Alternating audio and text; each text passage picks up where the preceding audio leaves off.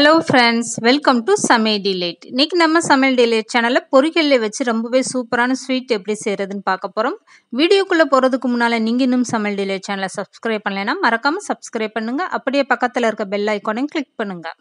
First இந்த sweet செய்கிறதுக்காக பொரிகடலை எடுத்துக்கோங்க. 3/4 கப் அளவுக்கு.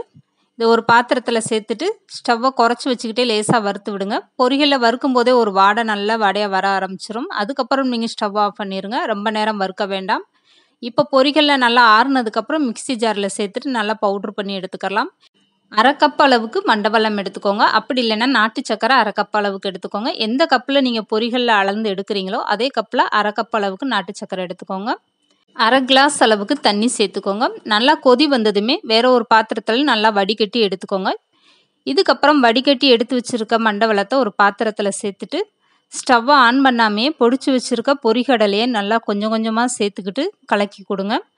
கொதிக்கிற மண்டவெல்லத்தில் நீங்கள் அப்படியே டைரெக்டாக சேர்த்திங்கன்னா கெட்டி கெட்டியாக விழுக ஆரம்பிச்சிரும் பொரிகடலை மாவு. அதனால தான் ஸ்டவ்வை ஆஃப் பண்ணிவிட்டு இந்த மாதிரி நல்லா கலந்து கொடுத்துட்டு இதுக்கப்புறமா பால் பவுட்ரு 4 ஸ்பூன் அளவுக்கு சேர்த்துக்கோங்க.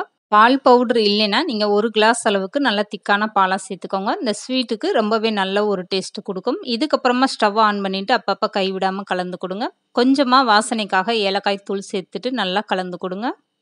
இதுக்கப்புறமா 2 ஸ்பூன் அளவுக்கு நெய் சேர்த்துட்டு நல்லா கலந்து கொடுங்க. இந்த ஸ்வீட்டுக்கு நெய் அதிகமாக இழுக்காது. 3 ஸ்பூன் மொத்தத்துக்கு சேர்த்திங்கன்னா போதும். ஸ்வீட் ரொம்பவே அருமையான டேஸ்ட்டாக இருக்கும். பால் பவுடர்லாம் சேர்க்கறதுனால இந்த ஸ்வீட்டோட டேஸ்ட்டு ரொம்பவே சூப்பராக இருக்கும். இந்த ஸ்வீட் செய்யும்போது நீங்கள் ஸ்டவ்வை மீடியமாக வச்சுக்கிட்டே அப்பப்போ கலந்து கொடுங்க. இப்போ கூடுதலாக 1 ஸ்பூன் அளவுக்கு நெய் சேர்த்துட்டு நல்லா கலந்து கொடுங்க. இந்த நெய்யெல்லாம் இந்த ஸ்வீட்டில் இழுத்து நல்லா திரண்டு வரணும். இந்த ஸ்வீட்டு ஸ்டவ்வை குறைச்சி வச்சுக்கிட்டே நல்லா கலந்து கொடுங்க. இந்த ஸ்வீட்டு செய்கிறதுக்காக அதிக பொருட்களே தேவைப்படாது. அதிகம் நெய்யும் தேவைப்படாது. ரொம்பவே ஈஸியாக வீட்டில் இருக்க பொருட்களை வச்சு நீங்கள் 10 நிமிஷத்தில் இந்த ஸ்வீட்டை செஞ்சிடலாம். இப்போ பாருங்கள் நல்லாவே திரண்டு வந்துருச்சு. இதுக்கப்புறமா ஸ்டவ்வை ஆஃப் பண்ணிடுங்க. ஒரு தட்டில் நெய் தடவிட்டு இந்த மாதிரி செஞ்சு வச்சுருக்க ஸ்வீட் எல்லாம் அதில் சேர்த்துட்டு நல்லா லெவல் பண்ணி விட்டுருங்க. நான் ஃபஸ்ட்டே ஒரு தட்டில் நெய் தடவி வச்சுருந்தனால எனக்கு ஸ்வீட் செஞ்சதுமே ஊற்றுறதுக்கு ரொம்பவே ஈஸியாக இருந்துச்சு. நீங்கள் இந்த ஸ்வீட்டு செய்கிறதுக்கு முன்னாடியே ஒரு தட்டில் நெய் தடவி வச்சுருங்க. இதுக்கப்புறமா நல்லா ஆறுனதுக்கப்புறம் நீங்கள் உங்களுக்கு பிடிச்ச மாதிரி நீங்கள் பீஸ் போட்டு எடுத்துக்கலாம். கத்தி வச்சு பீஸ் போடும்போதே இந்த ஸ்வீட் அவ்வளோ ஒரு சாஃப்டாக இருக்குது பாருங்கள். இதை சாப்பிட்றதுக்குமே ரொம்ப ஒரு சாஃப்டாக டேஸ்டியாகவே இருந்துச்சு. கண்டிப்பாக இந்த ஸ்வீட்டை நீங்களும் உங்கள் வீட்டில் ட்ரை பண்ணி பாருங்கள்.